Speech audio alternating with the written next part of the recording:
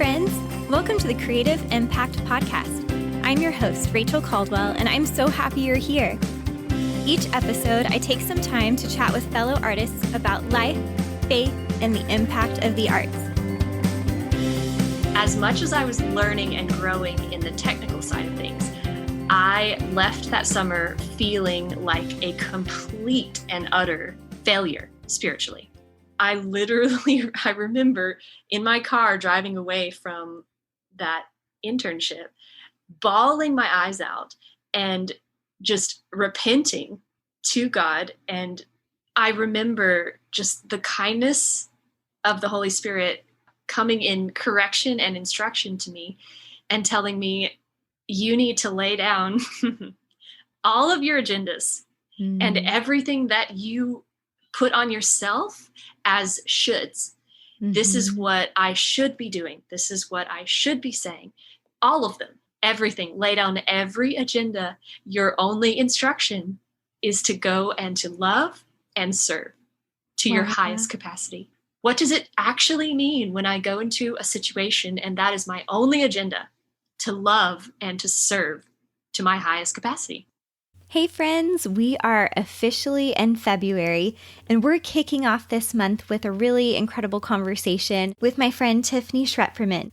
Tiffany is a freelance production stage manager and lighting designer with a background as a professional dancer. Tiffany and I have known each other since college, and it was super fun catching up. I loved getting to hear more about how Tiffany got started in dance and how her passion for production and lighting design grew over time and how she transitioned into the production side of dance.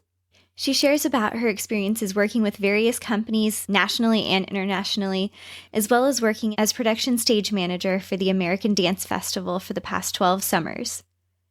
I appreciate Tiffany's vulnerability as she shares about the challenges she's faced and the lessons she's learned.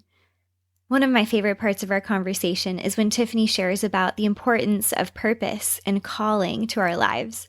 Our conversation is a little longer than our average episode, but there's so much amazing content, and I can't wait for you to hear her story. We're going to go ahead and get right into the conversation, and you'll notice that Tiffany and I just jump right in. Enjoy my conversation with Tiffany Schrepferman.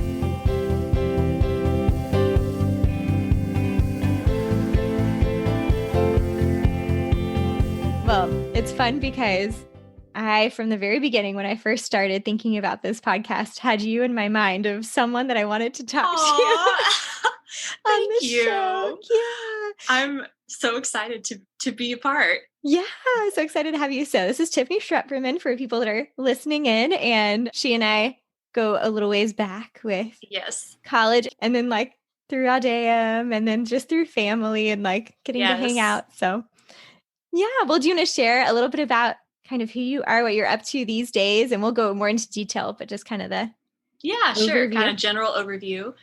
Right. Well, I started as a dancer. I wanted to be a professional dancer. And so that was sort of the trajectory of the beginning of my training, and went to Belhaven and got a BFA in dance, which Belhaven really did sort of change the direction of my life for good. It was a really great time. And that's where I met Rachel, of course. Yay. And we were actually dance buddies.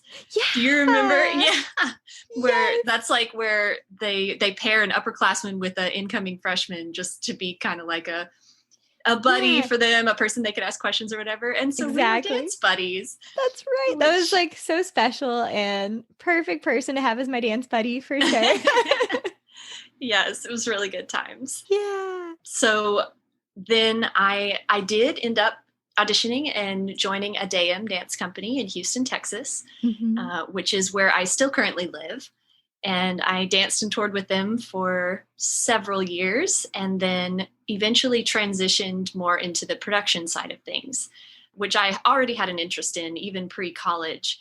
I was introduced to and interested in stage management, and also had an eye for lighting, though I didn't really have any formal training in design. But got into that more at Belhaven. And then after I moved, I started doing some small side projects. And then eventually, once my performing career took a natural pause, I transitioned fully into lighting design and stage management.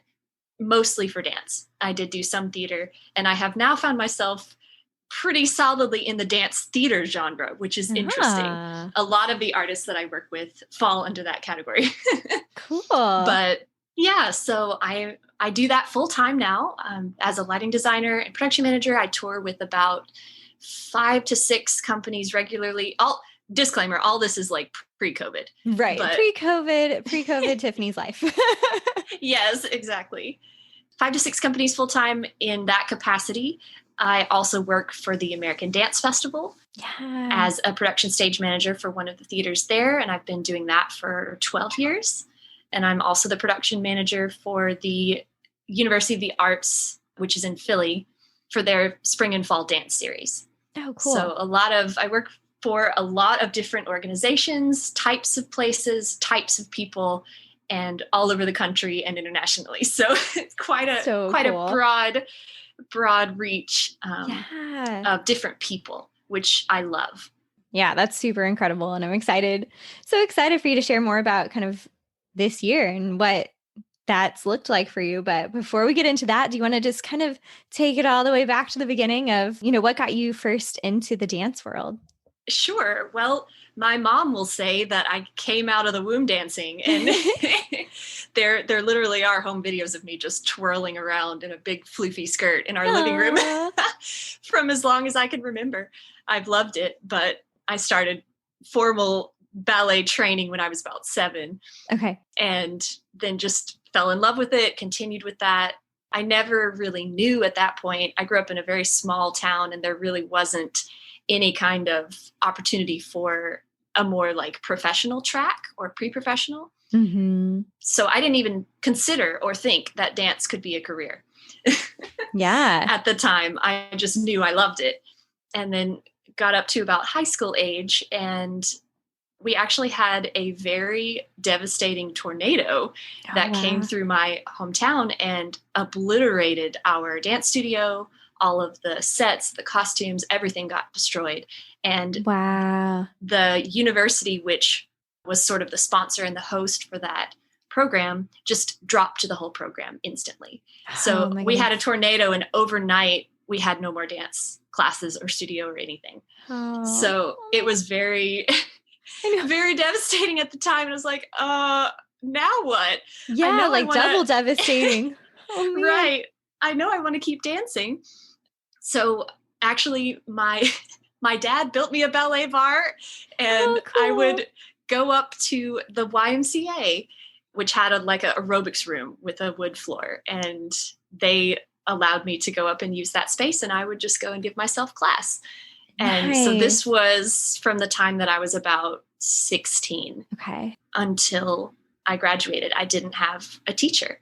And so I was in my opinion, I was very behind on training because I also wasn't getting performance opportunities, and everybody else who was in my studio just kind of like fizzled away.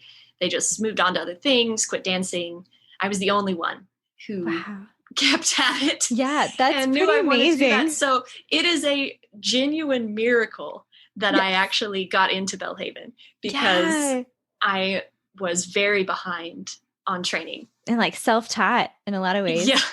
Just trying to maintain what I had already been taught. And I was like watching videos and emailing former teachers and just trying to keep up with it. And at that point I was also doing the Ballet Mag workshops. Oh yeah. In the summers throughout this period too. That was really my peak of training for the whole year. Was those workshops. And then I would go and retake the classes and re-give myself I'd practice the rep we learned and all that stuff. Mm-hmm. So that's really cool. Yeah, those were really special to me. And that's also how I learned about Belhaven, was through the Ballet Mag intensives. So got into Belhaven, and that was just such a God thing. And the faculty and my peers there and the classes and the training, it just really changed my life. And I was just such a hungry sponge coming into that environment. And before that, I really had very little experience with modern or any of the modern dance styles. I was pretty much a bunhead. And so that was also wide open new doors to this whole new genre of dance. And Yes. yeah, really fell in love with that as well. And actually, that this was back in the day when Belhaven still had like a declared emphasis, Oh, where you that's sort of right. picked, Yeah. it doesn't exist anymore, but you Okay. like picked the ballet or the modern track. Right. I think I was kind of, maybe I was on the tail end of that. I'm not sure because I think we had to Yeah, yeah, it would have been, pick because that. I think they did it my senior year. Okay. And then it was gone like really soon after that. But anyways, so I got injured and had to quit point and variations, and the whole, like, my goal was like, I'm going to join a ballet company. This is what I want to do. And I had Right. to quit all of that. Oh, And so I yeah. moved into modern partnering and started taking a lot more theory-based classes like improv and composition and things like that. And once I had let go of that sort of as my identity of Mm-hmm. I'm just a failed ballerina now trying to do modern, you know, Uh-huh. when I realized, oh, wait, actually, no, this is a very challenging and complete technique within itself Yeah. that's worth pursuing and studying. It's not just like this side thing or whatever. Yeah. Yes, it's not just what all the failed ballerinas do, you know? Uh-huh. So funny, but so true. We can get in that mindset for sure, especially Yes. those of us that grew up in more of a, yeah, just solid ballet training. That was like our main thing. Yeah. Mm-hmm. Exactly. Exactly. So anyway, I joined the dark side and really got into the modern styles. And just really what it was is the expressiveness and the connection to real life story that was happening in the present, or even like statements about what's happening in the world, or questions that don't have answers. I really appreciated being able to create movement that was more open-ended like that than I felt like ballet gave me as a vocabulary. Yeah. So that was just way more connected to my heart. Right. Yeah. There's just a different, I don't know, rawness or like real quality about modern dance, which is really, yeah, it can be very deep and like meaningful and moving. And not that ballet can't be meaningful and moving, but yeah, there's something that's very emotionally connected in modern dance. Exactly. At least the styles that I was drawn to, for sure. So anyways, finished my degree at Belhaven, and I had auditioned for Adeum Dance Company in Houston and had gotten in. And so I packed up and moved to Houston with not knowing anybody or having a job or anything. I just was like, I know I'm supposed to be there. I know this is where I feel called. And so I trust the Lord to provide. Yeah. So did you have a place to stay? Was there someone that you were like planning to stay with when you got there? Well, believe it or not, your in-laws. Oh, that's right. That's right. I didn't know if you remembered that, but I did. Yeah, like when you said that, I'm like, oh, you're right. Yes. The only people I knew in Houston were my college roommates, who are twins. Their parents live in Houston, and their parents graciously agreed to let me crash in their spare room until I could find a place to live. That's right. It's so funny, like like how everything's connected. And for those listening, Elisa and Elena they were Caldwell at that time. Yes. They are episode 28, so you can go back and listen to their story too. Yay! Yes, I love them so much. Yeah. Wonderful roommates and just such a great family all around. Yay. I love that. Including you in that. Yes. Thanks. Yeah. So fun. So you were able to live with them and kind of get on your feet a little bit there. Yes. I mean, and the Lord did miracles. He provided a place for me to stay and a job within 2 weeks. Wow. Of moving to Houston. Yep. That is pretty miraculous. Especially, right. It was amazing. Yeah. In the dance world and everything. So. Yeah, exactly. Wow. So that was kind of my beginnings of getting here. And at the time, still, I wanted to dance professionally. Adeum is more of a modern styled dance company as well. And so I was dancing with them for, I was trying to think of the dates. I think 5 years. We did a lot of both performances and festivals in the Houston area, but also did some touring nationally and internationally as well. And that was really awesome and eye-opening to me as well, to just see how dance it crosses cultures, but it also is heavily influenced by culture. And so True. going to other countries and just seeing the starting places of the assumptions that are like the baseline that people create art from are different in different cultures. And so that was really fascinating to me to see work that had originated in some of these other countries when we would go to international festivals. Mm-hmm. Yeah. And just to realize, wow, I see where like their baseline assumption is. And that's so different from Western culture. Yeah. It's a really neat, whole new way of dialoguing with creators, just seeing their art in those different kind of lenses. Yeah, for sure. So that was Did really you cool. have some experiences that stand out to you during your time with Adeum? You're still working with them, but during your time dancing? It's really funny because the Lord has brought me full circle. We'll get to that later. Yeah. But yes, when I was functioning solely as a dancer, mm-hmm. I will always remember the very first human trafficking event that we did, where the Adeum really has a heart and a passion for bringing awareness to particularly the social justice issue of human trafficking, because Houston is a huge hub for that. Mm-hmm. They're like number 2 or 3. It's crazy. On the like top cities for human trafficking in the country. And so there are several wonderful, amazing organizations here that do a lot of work in that area. And Adeum has partnered with them to do like awareness events. So we've choreographed some work on that topic. Mm-hmm. And one of the pieces that we were performing was basically the life story of a survivor who had been rescued from trafficking.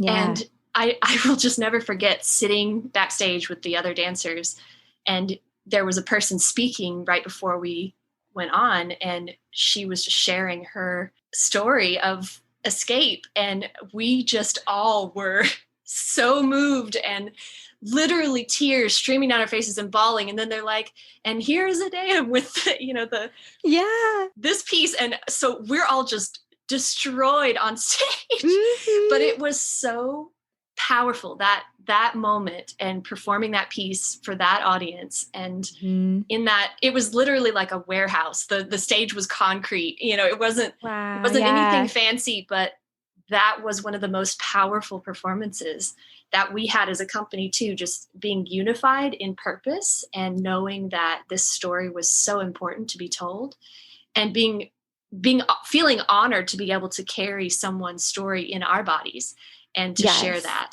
to bring hope and healing. So that was just really profound to me. And it kind of changed the dynamic of our company after that too. That was like the thing that unified us. And we really, that shared experience. Yeah. It created such a level of like trust and shared experience. Exactly. Moving forward from there, we really felt like a unified company, because we were all coming from all different places all over the country, trying to come and do this thing together. And that's what really sort of made it stick. Mm-hmm. There's something really, like you said, really powerful about kind of a shared mission or a shared purpose, something that's bigger than whatever like your little individual thing is, I guess, maybe, and being able to come together collectively and, be a part of something like that. That's so amazing. Yeah. It's really true. Like what the Bible says, where 2 or 3 are gathered, he is there in the midst. And I feel like where 2 or 3 or more are in unity with the same mission, the power of it and the influence and the effect of it just exponentially multiplies. And we could feel that happening, because we could tell that our hearts and our spirits were all connected and aligned in that purpose and that mission. So it was just a really cool moment. That is so cool. Thanks for sharing that. Love hearing the stories. So then I know you talked about like in college, you kind of started getting that taste of production and sort of like lighting design a little bit maybe, or stage management kind of stuff. So was that where kind of the seed was planted, or would you say there was another moment that really like sparked your interest? Yes, I think that was definitely the seed. There were times when, back in the day, again, Belhaven has changed a whole lot since I went to school there, but they didn't really have set requirements for the dancers as far as being involved in production. So it was more of just a volunteer basis, whoever wanted to.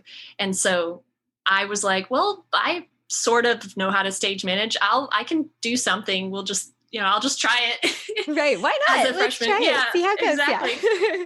So I volunteered for something and stage managed one of the shows, and it went well. And I was like, oh, wow, this is really cool. I love just being able to sort of have the bird's eye view of everything that's going on, and to make sure that I can provide a place for creativity to happen, and I can make sure that things are running smoothly. I can see problems and fix them. I like this role. And I found that I seemed to be pretty good at it. And so I'd gotten asked to stage manage a couple other things after I had done that show, because they're like, oh yeah, you did that thing. Can you do this too? People are like, okay, that one went well. Right. So cool. Sort of continued with that, but I will never forget the moment when the lighting design kind of clicked for me. We would have these things called improv jams. Oh yeah, improv jams. Yes, cool. So much fun. Where sometimes even they would cross departments. So like some music majors would come, or some theater people, and we'd open up our studio theater and a bunch of dancers and other artists, and just have this amazing art making creative time together. Yes. With music and just spoken word and movement. It was really fun and awesome. And in one of these times I was like, well, we're here in our theater. Would anybody mind if I just like turn the lighting system on and mess around? And everyone was like, yeah, cool. Go do your thing. Yeah. So I just went up there and started just playing in a very non-stressful environment, and just playing with things and mixing colors and trying different directions and how light affects the body and timing of things with what people were creating. And I just remember sitting there thinking, oh my gosh, I can see it. I can see it. I see how this is connected. And I love having this paintbrush, so to speak. I love having this window of being able to decide how the audience sees a moment, and to create an emotional experience with the colors and the intensities and the directions that are happening on bodies while people are creating their art. So after that, every single improv jam, I was always up in the lights and just doing that. I started designing my own works, and then my friends were like, hey, can you design my piece? So I would do theirs. And then some of the faculty even was like, hey, can you do our piece for the faculty concert? So it just kind of grew and developed from there. I literally went to this is like dating me, but I literally went to the library and checked out books about lighting design, and That's so awesome. Taught myself stuff. Yeah. Because at the time, we didn't have like a lighting design class or anything like that. So just kind of like figuring it out. Yeah, it really was kind of experimentation. And I still love the library. I mean, I don't go as often, but once in a while, it's just really nice to have a physical book, or like check it out, Like, I know you can do everything on Google now, but yes, there's some really great older texts that just clarify and simplify everything. So yes. So a little plug for the library. Yes, real books. Exactly. That's so cool. So then I know when you were at Audeum, then you were did you start right away helping out with kind of the production side, or was it a little bit into your time? Not right away, because I was coming into something sort of brand new, and Randy didn't really know me. And even though I said, I do have some experience in this, I'm happy to help with whatever is needed, he didn't necessarily trust everything, just throw me into that immediately. So there was a period of just kind of helping out here and there as I saw things were needed, or making suggestions. But eventually Randy could see, oh, this actually is helpful. And this actually, I actually can trust her to, make these artistic decisions or whatever. So after about a year, I started taking on more fully that role, and particularly for 82, the second company. So then after about 2 years, then I was doing everything. I was doing all the lighting design for both companies. Yep. And it was really enjoyable. And at that point, I also had started to make some connections within the Houston community also, with some other dance companies and other dance festivals just through word of mouth and Yeah, just starting to meet people and yeah, exactly. they're like, Because oh, I people, know someone who does that, or right. yeah. Well, because there really aren't a whole lot of designers and stage managers who also know dance language. That's So true. being able to Yeah. like read and understand what the choreographer is saying, like, you know, when they do the pirouette penché section, I need such and such to happen. And I can do that really quickly because I know that language. Right. Whereas if they don't, they're like, what? Yes, I'm gonna need you to show me that again, please. Exactly. Yes. Yeah. So just started to build a reputation within this community while I was still dancing with the dam. And that is the part of life where things started to get really crazy, because then I was trying to do everything. I was trying to dance full time and tour professionally while doing all the lighting design and planning and prepping the shows, and even trying to run the shows while performing. Oh my goodness, that's true. Literally running from the booth to the stage. It was terrible. I do not recommend to anyone ever, but yes, sometimes there would not be someone else that we could bring on tour with us. So it's like, all right, getting it all set. Yes. Okay, you're just going to press the button for the next few cues. And I'm like, exactly. It was a lot. Oh, but man. I learned a lot during that time too. Mm-hmm. And some of the spaces that we performed in, if I can manage the tech system in that space, you can go anywhere. You can go anywhere and do anything. Yeah. We performed on a stage where Elvis had performed, and I guarantee you the lighting system was the same one that was there when he was there. And so great. With all kinds of unpredictable shorts. So I would push a button and then all of a sudden the whole stage would turn red randomly.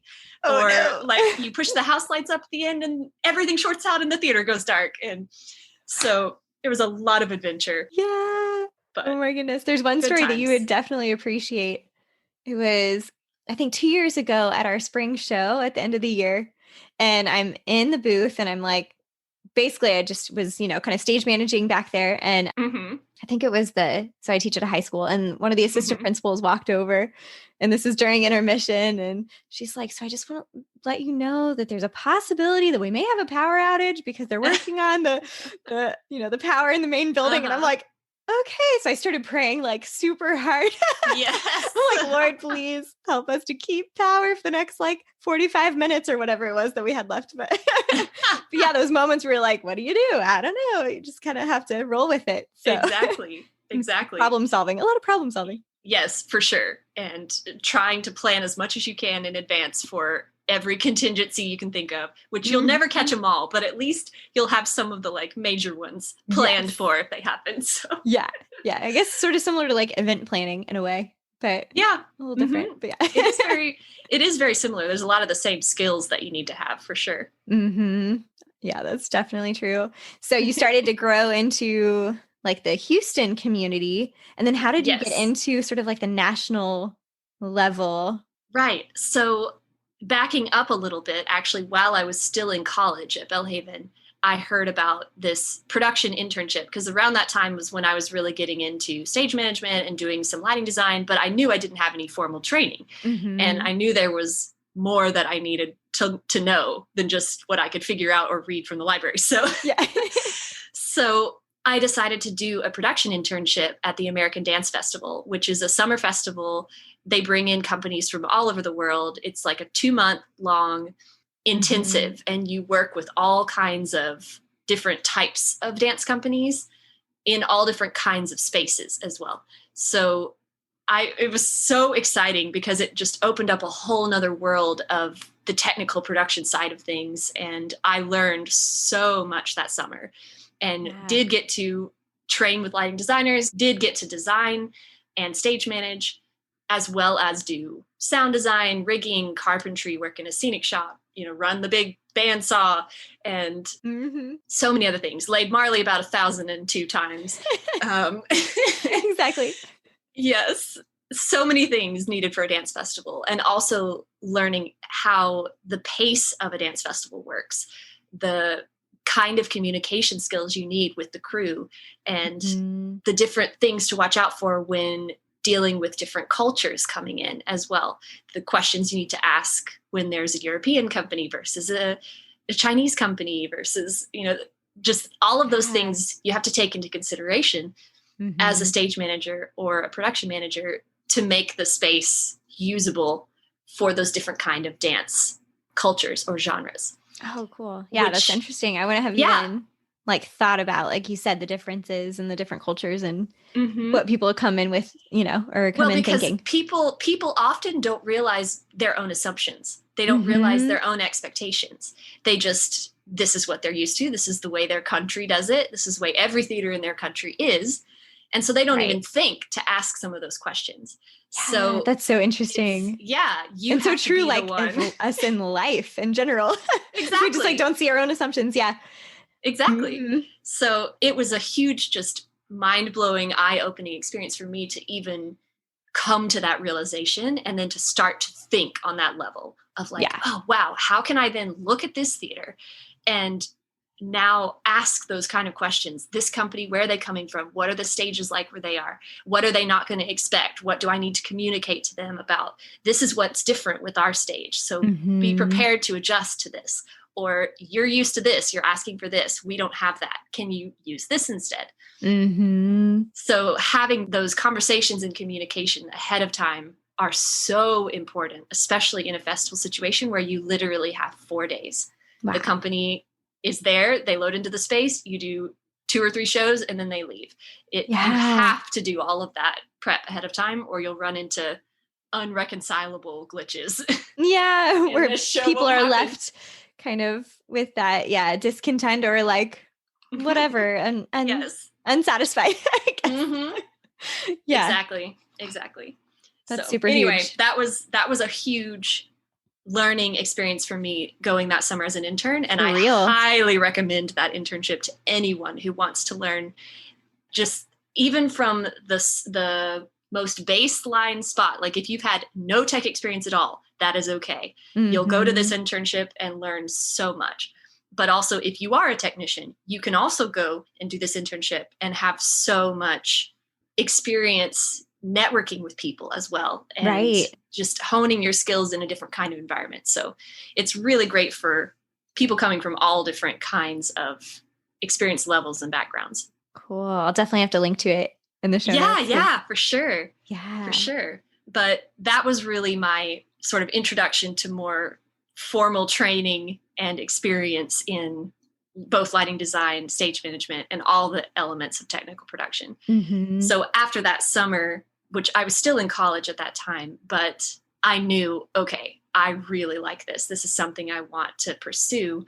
And I even started thinking well, whenever I do decide to stop dancing full time, this is really where I want to lean into.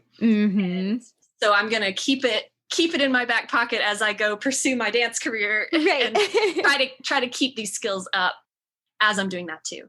That's good. And that worked out perfectly because ADEUM has a seasonal schedule. They don't meet or perform in the summer. So I was able to then accept jobs and go back to ADF in the summers when I wasn't performing. So it just really worked out. And that works out super well. Yes, exactly. Keep up the training and keeping up the connections as well that you were building and kind of the networking. Exactly. Yeah. The production director of ADF called me out of the blue the following year and asked, hey, what do you think about running the theater? And I was quite speechless, actually, because I literally had learned everything I knew from being an intern the previous summer. And I was still very young. I was still in college. And this is like an international dance festival. To be running a theater for this, I didn't think I could do it. And I told him that. I was like, do you think I can do that? Because there are so many steps between intern and production stage manager at ADF. There's the technicians, there's the floating tech, there's the TD, there were so many levels, and I skipped them all.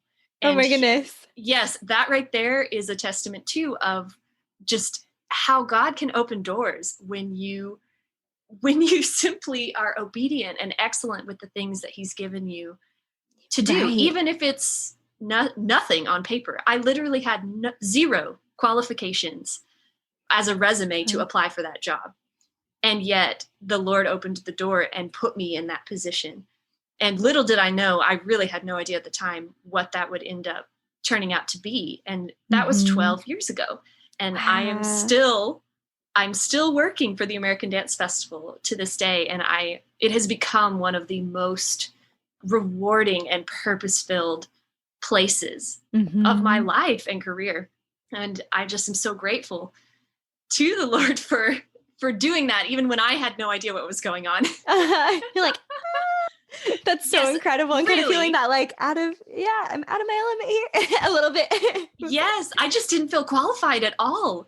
Yeah. And I really had to just step up and push past a little bit of, that's a good word, accepting it. Yeah. Yeah. I was going to say like push past that inadequacy or whatever, that feeling of I'm not good enough. Yeah. What it was accepting the faith that the director had in me. Yeah. I didn't have it in myself, but I was like, he believes that I can do this or he wouldn't have hired me. So I'm going to then believe that I can do this because that's what he sees in me. So beautiful. That's so cool. Even though, yes. And that did not mean that I did everything correctly, because I definitely didn't. I made a lot of mistakes that first year for sure. Learned a lot of things the hard way, but I wouldn't trade it though. I still wouldn't trade it, because those are the things that you remember that really stick with you when you learn some things the hard way and realize, okay, I now see how I should have handled that situation, or that this really needed to be communicated. I'm going to make sure I always do that now. Exactly. In the future. Yeah. So it really did. I mean, I really got thrown into the fire, but for me, that was the best way for me to learn. And to continue to learn, because it is different every single summer. I bet, because you're probably working with different companies or, just interacting with different people and Exactly. So, and I'm sure your crew probably changes. Yes. Relatively frequently. Yes. It's pretty much different every summer. Some of the main staff people do return for multiple years, but not always. And then our crew of interns is usually always new. So that's also part of my job, is to teach and to train the new crew. And that also is so fulfilling and rewarding to realize, oh my gosh, that was me. Like, I remember coming here in your shoes and realizing how much I loved this, right, and how much I wanted to learn. And now I get to be a part of watching other people's eyes come alive when they have those realizations. That's super special. Yes, it's really special to then see them get hired by these companies and start to go on to be a stage manager and go on tour with so-and-so and realize, like, oh my gosh, I got to witness them be born into this, basically. Right. And have a hand in it. And that's just super fulfilling. That is so cool. What are some of the main things that you've seen come out of that time at ADF, as far as, like, I guess maybe jobs that you've had since then, or kind of how that's shaped your career? Yes, in a huge, huge way, because ADF is really a hub for so many dance organizations. And in the production scene as well, a lot of companies come through and end up hiring the people that they work with in those theaters. That's super cool. Yeah, it is. It's really awesome. So it's a great place to go if you're looking for a job. Yes. Just be really good at your job, and you never know when the company might call you back and be like, hey, are you free for such and such dates? Which is what happened with me multiple times. As I was doing my PSM job, a company would come through and I would just do all the things that I normally do working with them. And then they would contact me after the summer and be like, we really appreciated the way that you run the theater. We, really like your style and your communication. And are you free on these dates? We'd love for you to join this tour. So that actually happened with Rosie Herrera, who I still tour with. She's one of my all-time faves. Rosie Herrera Dance Theater. She's based in Miami, but I got randomly assigned to her as an intern before anyone knew who she was. Gotcha. She didn't even have a company yet. And she was Wow. just setting a piece on the students at ADF, and I got randomly assigned to stage manage her work. And it became such a huge hit that people started asking her to tour it. And so she took the students from ADF who were in her work and then contacted me and said, "Hey, you know this piece. Can you tour with us?" And she started a company That's so and cool. started touring. And so Yeah. I've also been with her for 12 years. And Wow. she now has been, doing all kinds of amazing things. Her work is just really intellectual, and Mm. she is one of the best choreographers I've ever seen who is able to weave an emotional narrative in an evening and take the audience Mm. on such a journey of discovery and realization through her work. Wow. Yeah, so I really love her work, and I have gotten to have some pretty incredible conversations with Rosie and with the other artists in her company, just on topics of like faith and the arts and what is success and what does forgiveness mean. And like, it's Wow. been amazing just to see how the Lord is the one who completely arranged that relationship, but now to Mm-hmm. see the fruit of it so many years into it. And Yes. Yeah. yeah, just the amazing opportunities for growth and conversations about really important life things, not just about, how are we going to make this work on the stage, but the things that are really important to talk Yeah. about. That kind of opens up the opportunity and a door to build that trust, I guess, and to build Mm-hmm. that relationship and be able to have those conversations. That's so cool. Exactly. Yeah. And Exactly. that actually makes me think about something I was curious about earlier is just in that space of like production and working with a crew and stuff like that. Maybe I don't even know how to word this exactly, but what would be sort of you talked about kind of like your style of communication and stuff Mm-hmm. like that. Not sure how to word this. Like what's your philosophy of like how you approach those situations and how you build that trust Yeah. and how you build those relationships? Yeah. Hopefully that I made think sense. I think I know kind of what you're asking. Yes. Okay, cool. Yes. Okay. So this goes all the way back to after my first summer at ADF when I was an intern. As much as I was learning and growing in the technical side of things, I left that summer feeling like a complete and utter failure spiritually. Mm, And because I had never really been that much outside of kind of a Christian bubble, yeah. and I was very immersed in the very opposite of a Christian bubble. And so I was tested in a lot of ways, and I felt like a failure when it comes to that side of things. So I literally, I remember in my car driving away from that internship, bawling my eyes out and just repenting to God and just saying, I feel like such a failure. I didn't say things when I should have. I said the wrong things. I, interacted with these people in such the wrong way that was not a good representation of who you are. Mm, And I literally begged God to give me another chance. wow. To Yeah. give me another chance. And I remember just the kindness of the Holy Spirit coming in correction and instruction to me and telling me, you need to lay down all of your agendas and Mm, everything that you put on yourself as shoulds. This is mm-hmm. what I should be doing. This is what I should be saying. This is what all of them, everything, the Christian community, this is what I should be representing. This is what how I should act, how I should speak. Wow. Everything, lay down every agenda. Your only instruction is to go and to love and serve to your Wow. highest capacity. And that, it took me a while to break out of that pattern and that Mm, way of thinking. What does it actually mean when I go into a situation and that is my only agenda, to love and to serve to my highest capacity? mm. And that it revamped and changed the way I did everything. Yeah. Because I I thought, oh, I need to go in and represent Jesus and, get everybody saved, or Right. whatever. We'll all wear like the WWJD bracelets Right. and t-shirts. Exactly. Exactly. Oh my gosh. And burnt a lot of bridges that way. Yeah. So anyways, the Lord in his kindness did give me another chance and Mhm. promoted me as well the next That's year incredible. that I was not ready for. God's faithfulness. Yeah. Yes, his faithfulness and mercy. And I really did go in that spirit. And that is how now when I tour anywhere, when I go into any new space, when I take a contract with any new company or group of people that I'm working with, that is my commitment. I am laying down every agenda, but to love and to serve to my highest capacity.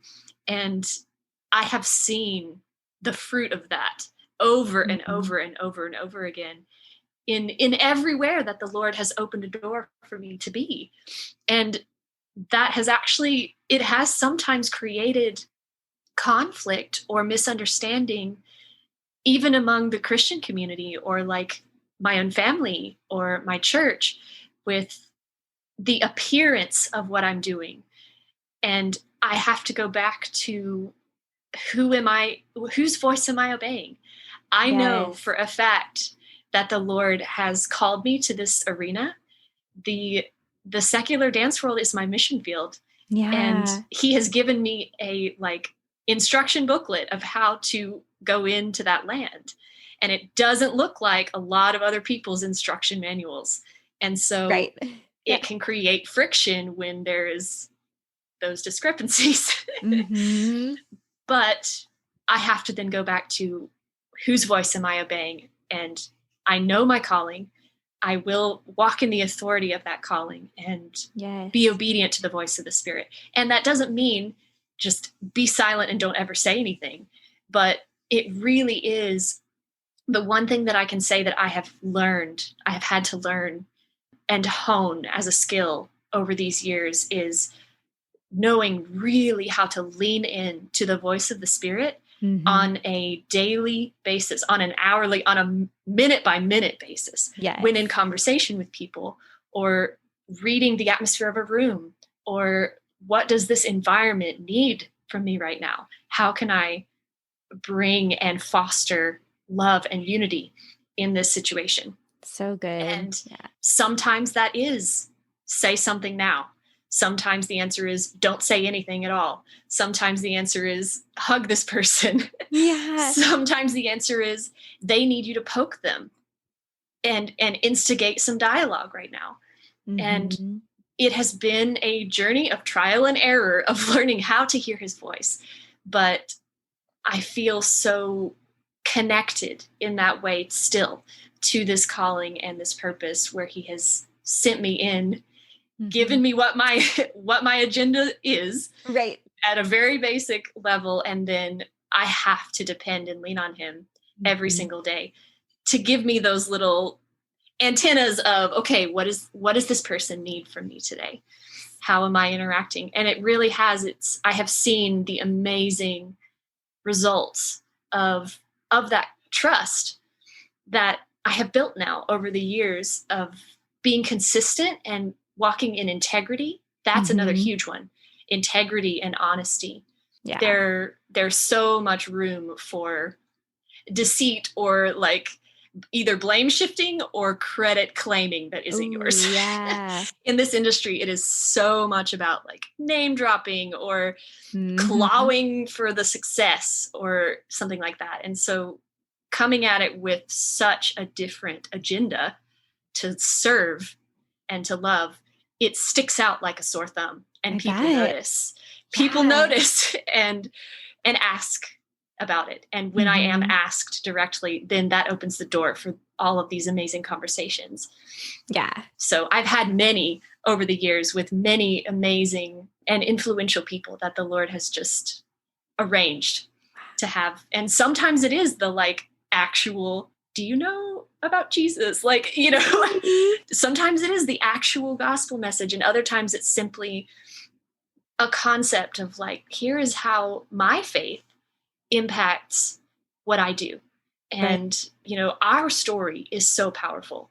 people really respond to your life story, your own struggles, your own challenges, and experiences, what you've walked through. Yeah, exactly. And so more often than not, that's what resonates with people. And I have not always been on board with that because I do not like other people seeing my mess. But it's nice to feel like, okay, I'm, putting out an image that's like, we're all good, everything's good. But that's really, you're right. That's not necessarily what gets to the heart of, or helps speak to the heart of other people. Usually it is the mess. Yes. It's the moment of vulnerability, which makes other people feel comfortable realizing, okay, you're human. I can be human too, and talk about my own struggles.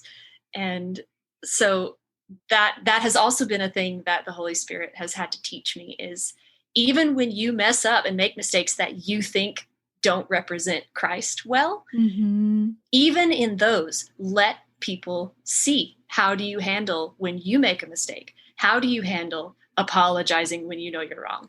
How do you handle, making restitution for something that was your fault? And in those moments, it really has, it's been the key that has unlocked other people who I didn't even think were watching and observing, and then would come to me either privately later and just be like, I can't believe how you handled that situation. Like this, that was really meaningful to me. Tell me, what were you thinking? What did you, and then we've been able to have those kind of in-depth conversations. So I feel like it's kind of funny. My brother actually told me, he was like, well, you're like a secret ninja. You're like a secret ninja of light. And yes. I love that. The ninja of light. It's really true. Yes. I'm a secret light ninja. Secret light ninja, or like a Jedi, Yes. So great. Yeah. So I've accepted that role. Yes. And I do sincerely. And I had to pray, like, Lord, give me a love for these artists. Show me what you see when you look at them. Because I had to get out of my own, not that I was judging people, but my own filter of how I view people through. And I feel like that's good. That is one of the hardest things for the church to do. Yes. And that is where I have also come into some conflict with the church understanding who I am and what I do, because they can't see past the action to the human underneath it, and the beauty of who that human is, and the actual real gifts of God in their life. And that's been one of the main things that has also been a key to unlock conversation with people that I've had, is simply being able to tell them, you are so gifted and created and talented. I see that God has really given you this gift of XYZ, whatever it might be, communication, or, just the weaving together of emotional narrative, or whatever it is that the Holy Spirit shows me in that person, regardless of their condition. It is still true that they have a gift from God. And I've had people say, wow, that's amazing. No one has ever told me that this is a gift from God before. Wow. That's so meaningful to me. Kind just like simple things like that. Speaking it or calling it out in them as well. Yeah. Exactly. Yeah. Just affirming truth. Yes. Affirming truth in them. That is so beautiful. Wow. Yeah. Thank you so much for just speaking. Thank you for understanding what I was trying to say in my head. I got you. That's like 99% of what I do is interpretation. Yes. And communication. She's like reading the signs. For real.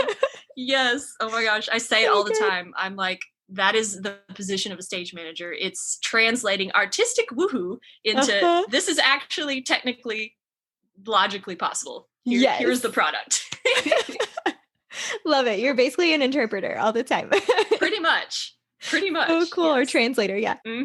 Kind of shifting gears slightly, but what has life looked like for you this year? And just because you and so many others in this industry that your work, your career is centered around touring or, being in a stage or in a theater, and basically those are shut down at the moment, or have been most of the year. So what does that look like for you and for people that are in that industry?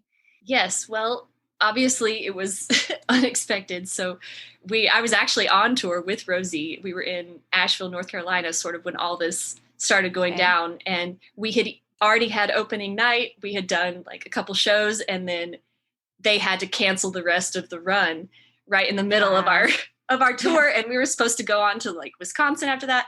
But it was a whole thing, like figuring out, how do we get flights changed? Where do all the dancers need to go? What are we doing? Right. So everything literally came to a screeching halt. Oh my goodness. And it's crazy how, like, looking back, how fast that all happened, you know? it happened in a day. For us, it was in a day. Wow. And like everything disappeared in a day. Hard to, so yeah, it was really bizarre, and just kind of taking it moment by moment. And, when the next company called me up, we're canceling everything, stand TBD on this contract. And just in the next couple weeks, realizing, okay, wow, this is going to be a while. And everything that I pretty much have planned for this probably whole year is going to be canceled or postponed. So yeah, that was really through it all though, I never really worried, and I never really had any kind of like fear. Oh my gosh, what am I going to do? I have no income. Yeah. Because I know that it was kind of like the attitude I had when I moved to Houston. Well, Lord, I know that you've called me there. You're sending me there. So I expect you to provide a place to live and a job. Love that. And he did. Yes. So it was kind of the same type of attitude. Well, Lord, I know that this is where you've called me and I'm purposed here. And so regardless of what's happening, I know you're going to provide for me. So, and he has. So cool. But yes, it did have to shift the way a lot of things looked. And for the first several months, there really wasn't much of anything, because we were in like heavy quarantine at that time. And yes. And everyone's kind of trying to like figure it out, what is our game plan here? Yeah. Right. People hadn't really figured out how to pivot virtually quite yet. Yeah. But and then after ADF got canceled, and around in the summertime, a friend of mine who is now the stage manager for Pilabolus, who we worked together at ADF a couple summers, and I'm good friends with the company manager of Pilabolus. And when my stage manager friend was looking for a job, the company manager called me and was like, "Hey, so what do you think about this guy? Do you think he'd be good?" And I was like, "Oh yeah, great. I think you guys will love him. It's great." Literally like a 10-second conversation. And then he texted me 10 minutes later, like, "I got the job." So that's so cool. It was amazing. That just goes to show how everything is literally based on networking in this industry. And for real. The reputation of the people who you know and who know you is so key and so important. Yes. But that's a sidebar. Anyway, that happened years ago. So this stage manager at Pilabolus contacted me and was like, "I have this idea. I really would like, all the stuff is getting canceled. There's nowhere for all of these people who had internships to go and to learn this information that they were going to learn and do this summer.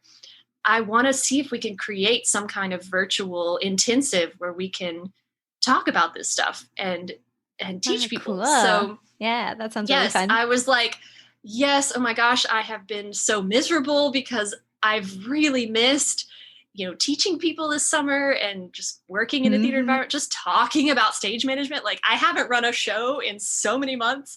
Right. Feeling withdrawals. So we started working on a curriculum and just literally creating it from scratch, because the need that we saw was a specific training intensive for stage management with a dance focus, because there are a lot of programs like at colleges and universities for stage management. You can get a master's in it, but it's usually always geared towards theater. Makes sense. Yeah. So there are a lot of books and courses and paperwork, and everything is always tailored to theater. And there may be like 2 pages in the book or the chapter about, and here's how you do dance. But, and that's really all. There isn't really a course for dance stage management. And it is so different than other types of stage management because of how you have to interact with the dancers. You have to know movement. There's so many things that are different. And so we started trying to identify and to make a course that would be specifically for that. And it's been a really fun process of creating a curriculum. We've created a syllabus, lesson plans.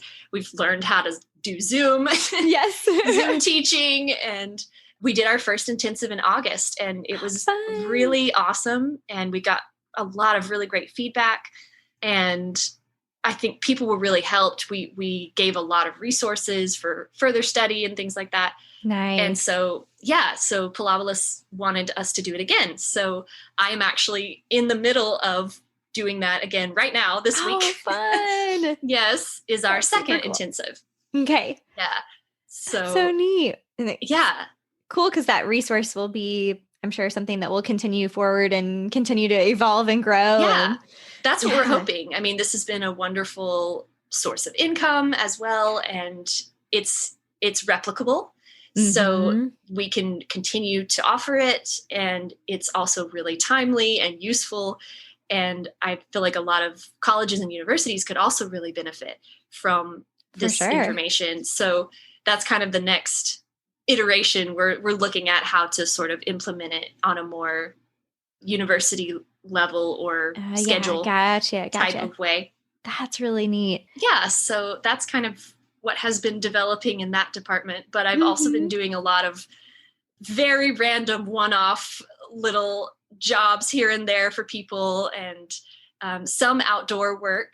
That's true. There's been more outdoor performances popping up. So it's fun.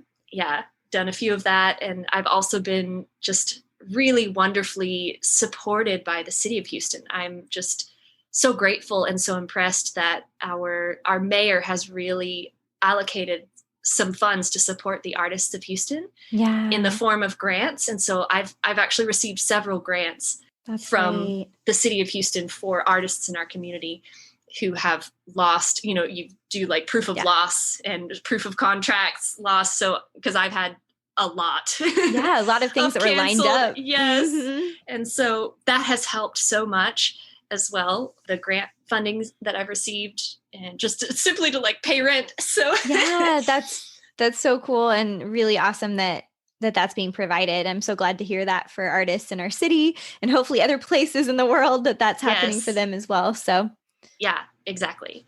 And so it's really been kind of month by month and taking it, seeing Lord, how are you going to provide for me this month? And what job is it this time? And I forgot to mention another thing that has happened, which would never have happened except for COVID, is Randy actually contacted me again. So back up to sort of fill in the gaps. When I retired from performing full-time with Adeum, I still stayed on as the production manager and lighting designer for the company. So I was doing that for several years as I was also touring with these other companies. I was working for Adeum in the same capacity as well. So still connected with that community. And then in more recent years, I have had a little bit less involvement with the company and maybe only doing like 1 or 2 shows a year.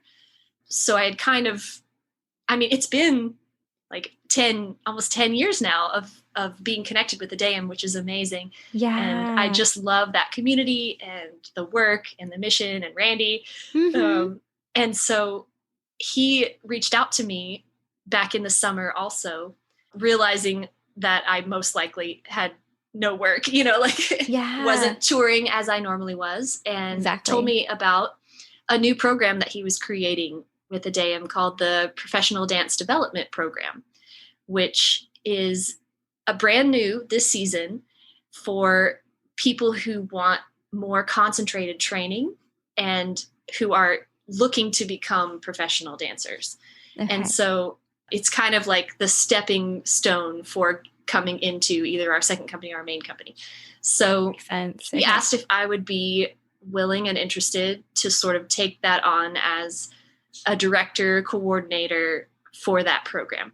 And and so all that to say, who knows where this next season is going? And that's true. I am looking forward to the continuation of some of these things that I've been exploring virtually. But I'm also so ready and excited for live dance to come back again. And me too. Even just seeing the people that I love and am used to working with, I really miss them all. And I also miss travel because I really am a bit of a, what do they call that? A wander bug or something? Sort of a free spirit or a...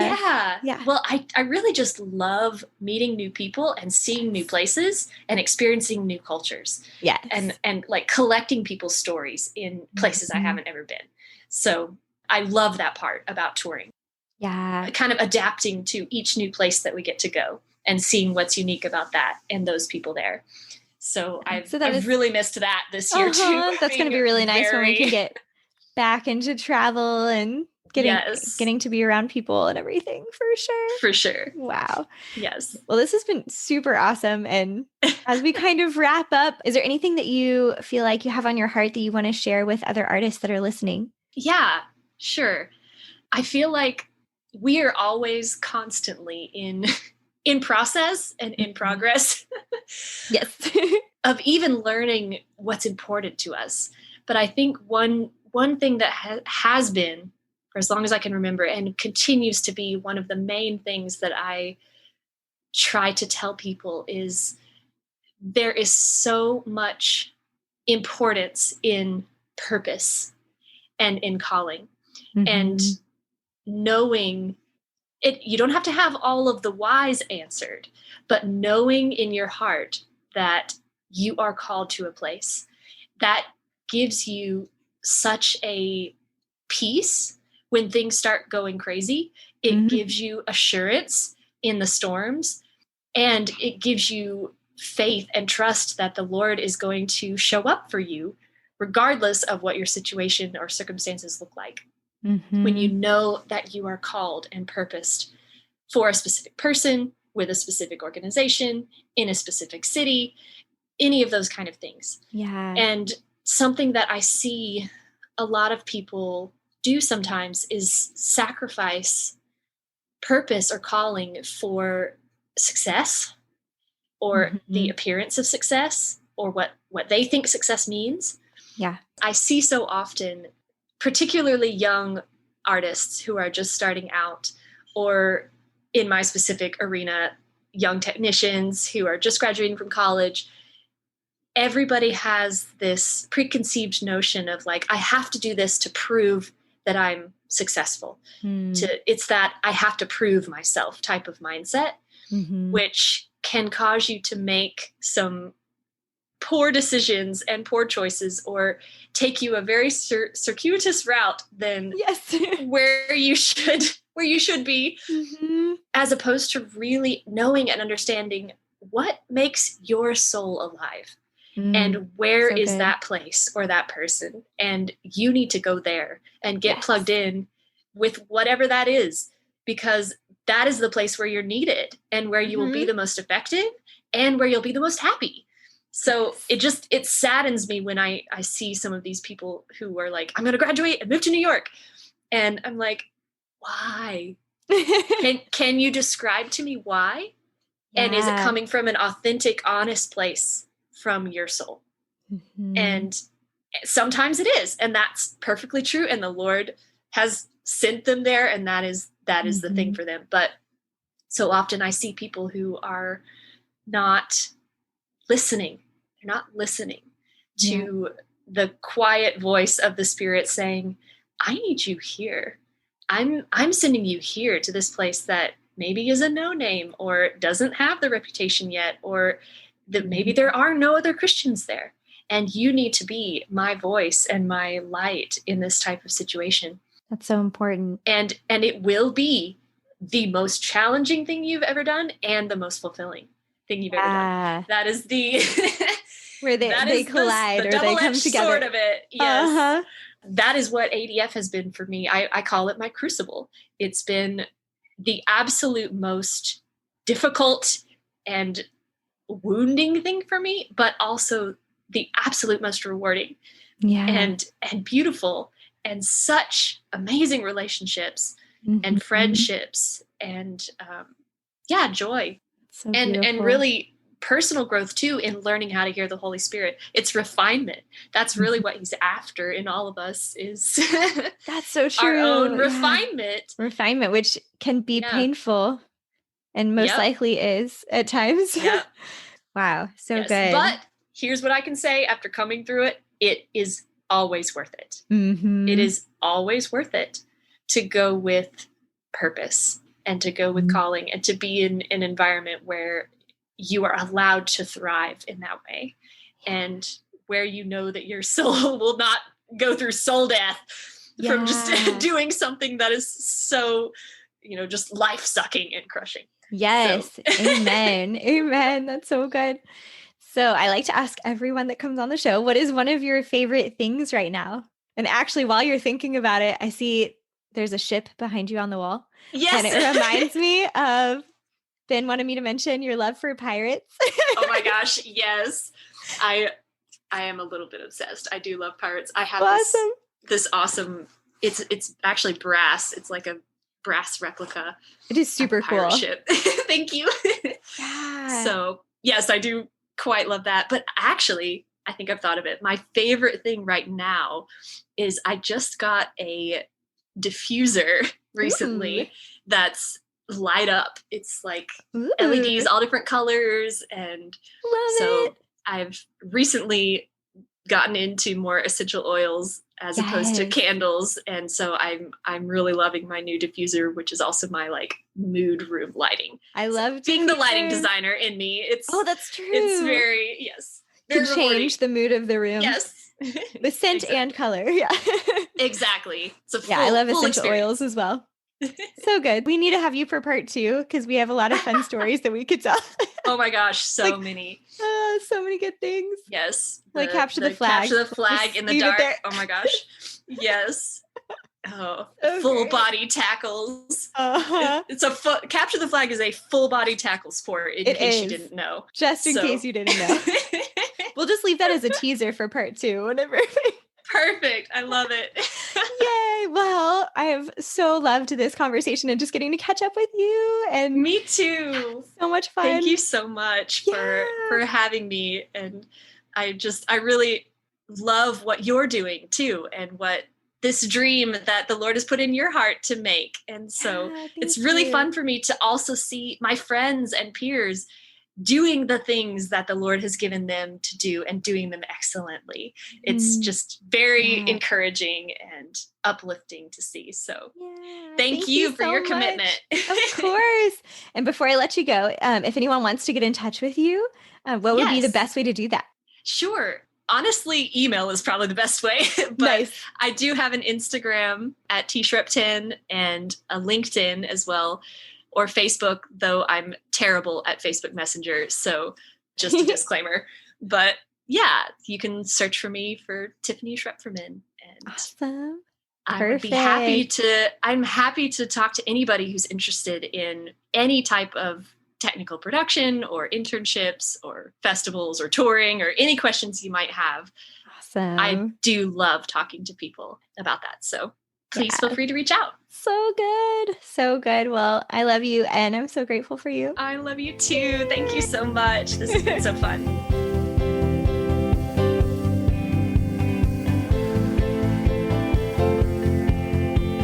I'm so thankful that Tiffany was able to come on the show and for just all of the truth that she shared today. You can find links from the show in the full show notes, as well as additional resources on our website, creativeimpactpodcast.com. You can also check out our Patreon community, which is a great place to get extra content and to be able to support the show. Next week, I'm so excited to introduce you to Laura Sprague, who is a professor as well as a multidisciplinary visual artist who works in clay, glass, and metal. Thank you so much for listening to the Creative Impact Podcast. The music for the show was produced by Michael Cash. I would love it if you'd share the show with a friend, and I'll see you next week for my conversation with Laura Sprague.